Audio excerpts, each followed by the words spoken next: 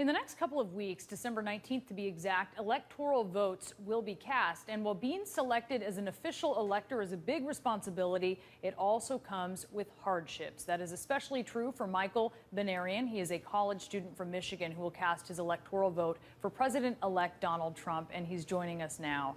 Michael, thank you for taking the time out. We do appreciate this. And I understand that you have received some messages, obviously some lobbying from people. You've also received threats. Tell us about this. Yeah, and thanks for having me, by the way. I appreciate it. Yeah, so obviously this election cycle was pretty divisive, and unfortunately, it's bled over into the weeks following the election, and I've just been inundated with some death threats, death wishes, generally angry messages trying to get me to change my vote to Hillary Clinton or another person. And unfortunately, it's just gotten a little out of control. But in Michigan, I mean, aren't you required by law as an elector, or the body of the 16 electors are required to cast their votes in a certain way? It's not as if you have discretion here, right?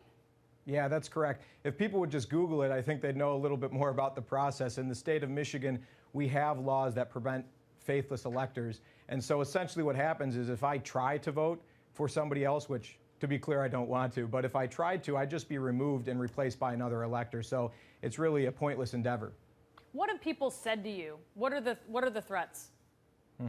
Well, I've had people talk about putting a bullet in the back of my mouth. I've had these death wishes of people just saying, I hope you die, or do society a favor, throw yourself in front of a bus.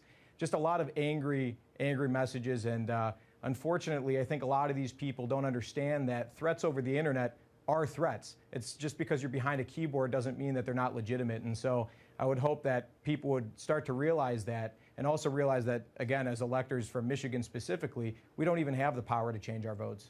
I want to talk to you about something that former presidential candidate Al Gore, who, as you know, won the popular vote in 2000, but obviously lost the Electoral College.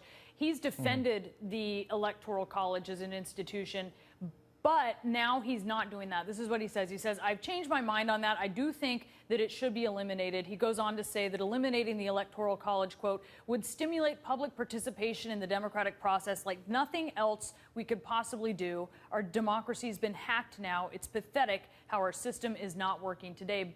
You would make the opposite argument, that actually the system is working. Yeah, it absolutely is working, and it's a shame to hear him say something like that. The Electoral College is such a beautiful system. It's one of those things that makes America so unique.